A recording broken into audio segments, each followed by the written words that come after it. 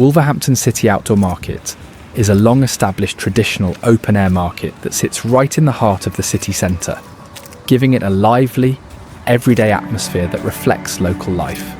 The market is located on Cleveland Street, Wolverhampton, WV13HH, next to the Wulfrun Centre and close to Wolverhampton's bus and train stations, making it easy to reach on foot or by public transport.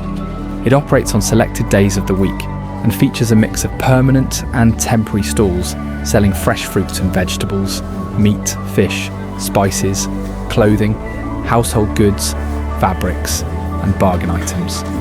The market has been modernised in recent years with purpose-built cabins and improved layouts, but it still keeps its classic street market feel, offering good value, strong local character, and a social hub where traders and shoppers interact in a way you don't get in modern shopping centres.